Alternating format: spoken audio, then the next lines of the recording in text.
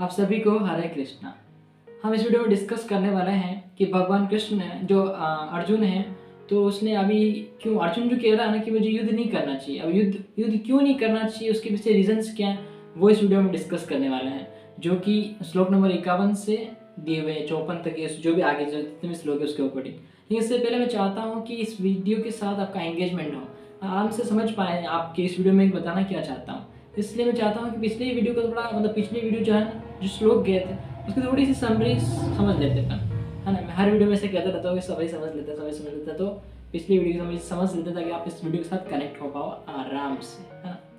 तो पिछली वीडियो में अर्जुन को फटकार लगाई थी भगवान कृष्ण ने कि तू इतनी इतनी बात कर रहा है, मोहग्रस्त होकर ये वो शोक चिंता में डूबा हुआ है, तू अपने कर्तव्य से हट कैसे सकता है। इस प्रकार से वो कहते हैं, टोकते हैं, उनको बताते हैं कि तू खड़ा हो जा और कर्तव्य के प्रति दृढ़ रहे, है ना। इस प्रकार से भगवान कृष्ण दो श्लोक के पीछे लास्ट में बताते हैं, जो वीडियो हमने बनाया था उसके अंदर, कि तुझे ये शोभा नहीं देता, इस प्रकार से ये बैठ जाना वगैरह, इस प्रकार से उन्होंने बताया था। अब अर्जुन फिर से कृष्ण भगवान को कह रहे हैं कि ठीक है मुझे शोभा नहीं देता, लेकिन मैं क्या करूँ, आप खुद बताएं कि अब सामने भीष्म पितामह हैं, गुरु द्रोणाचार्य हैं, और भीष्म पितामह दादाजी जैसे हैं, है ना। तो कैसे उनकी गोद में खेला हुआ हूँ मैं। और वैसे दुनिया में सबसे बड़े संबंध दो ही संबंध होते हैं, एक विद्या संबंध और एक अपने परिवार का संबंध, जो अपने जन्म संबंध। दो संबंध होते हैं, इन दोनों संबंधों में अपने में दोनों अच्छे हैं वैसे तो इसमें ये नहीं कह सकते कि ये अच्छा है, ये बुरा है, या ये फर्स्ट है, ये सेकंड। मतलब फर्स्ट अगर प्रायोरिटी देनी चाहिए तो जन्म, उसके बाद विद्या, लेकिन जन्म नहीं हुआ तो विद्या कैसे प्राप्त करेंगे। तो इसलिए दोनों संबंध हैं। तो इन दोनों संबंधों में ऐसे एक तो गुरु द्रोणाचार्य खड़े, जिन्होंने अपने पुत्रों को भी ऐसे वरदान जैसे वरदान मेरे को दिए हैं, ब्रह्मास्त्र चलाने की वरदान वगैरह, इस प्रकार से किस प्रकार से क्या क्या सारी विद्याएं दी, है ना। और भीष्म पितामह मुझे गोद में लेकर खिलाया करते थे इधर से इधर, है ना। उनकी चंचल बातें वगैरह आपस में, वो ऐसे दादाजी के सामने उनको मारना, दादाजी को मारना, है ना। और भीष्म इधर गुरु द्रोणाचार्य, जिन्होंने मुझे इतनी शिक्षाएं दी, इतनी विद्याएं दी, इतना कुछ करके इतना महान बनाया, और उन्होंने कहा कि आप मेरे सबसे सर्वश्रेष्ठ शिष्य हैं, है ना। गुरु द्रोणाचार्य ने इतना कुछ किया और मैं अभी उनको मार दूं या मारने के लिए तैयार हो जाऊं, तो मैं इस प्रकार कैसे मारूं उन लोगों को जो पूजनीय है सदैव मेरे लिए। तो ऐसे लोगों को हम नहीं मार सकता। इस प्रकार से वो कहते हैं अर्जुन 51 श्लोक के अंदर। अगर ये मेरे से बच जाए, मतलब इनको मैं नहीं मारूं और इनको न मार के मुझे भीख मांगनी पड़े ना, तो मैं भीख मांगूंगा, बस ऐसा कह रहे हैं, है ना। कि इन दोनों को न मारकर, इन पूज्य लोगों को न मारकर मुझे भीख भी मांगनी पड़े ना, तो मांग लूंगा, है ना।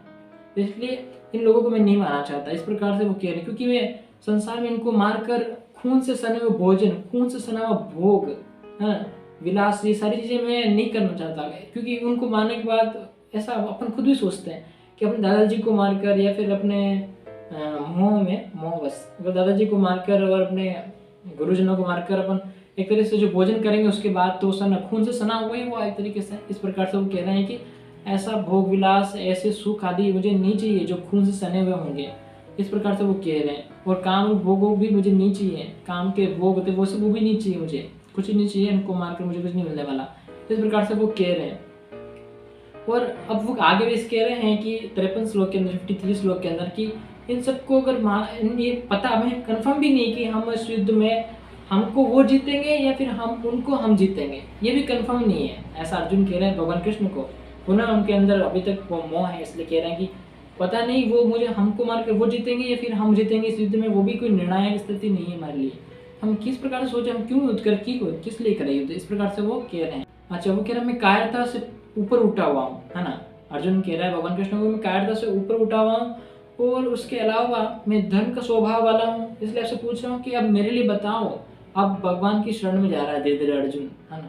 इसलिए वो बड़े शांति से विनम्र से विनती कर रहा है कि भगवान आप मुझे बताओ कि अब मैं क्या करूँ, मैं इस कर्तव्य से भटक रहा हूँ, मुझे रास्ता प्रदान करो, मेरा आप मुझे उपदेश दो, है ना। मैं आपका दास हूँ, मैं आपकी शरण में आया हूँ, मुझे उपदेश दो। अब मुझे क्या करना चाहिए जो धर्म हो, धार्मिक धर्म तरीके हो, नीति विरुद्ध नहीं हो, नीति के अनुसार हो, है ना, जो नैतिक हो, वो मुझे बताओ। किस प्रकार से मैं क्या करूँ, कैसे करूँ। इस प्रकार से भगवान कृष्ण से अर्जुन विनती कर रहे हैं इस श्लोक के अंदर, लास्ट में 54 श्लोक के अंदर, है ना। अब इस श्लोक के आगे हम नेक्स्ट वीडियो में डिस्कस करेंगे। तब तक के लिए आप सभी को दिल की गहराइयों से हरे कृष्णा। और ये वीडियो पसंद आ रही हो प्लीज़ लाइक ज़रूर करिएगा, साथ ही शेयर भी करिएगा लोगों को। लोगों तक, ताकि उनके तक ये नॉलेज पहुंच पाए। और बाकी यही है, अगर आपके मन में और भी क्वेश्चन उठ रहे हैं इस वीडियो से रिलेटेड, इस वीडियो में जो बताया जाता है उससे रिलेटेड, या मेरे चैनल से रिलेटेड, या मेरे से रिलेटेड कोई भी क्वेश्चन है, तो प्लीज़ मुझे कमेंट बॉक्स में ज़रूर पूछिएगा। और मिलते हैं, कैसा लगा वीडियो बताना ज़रूर कमेंट बॉक्स के अंदर। तब तक के लिए बाय बाय, जय Shri Krishna, take care, have a nice day, Hare Krishna.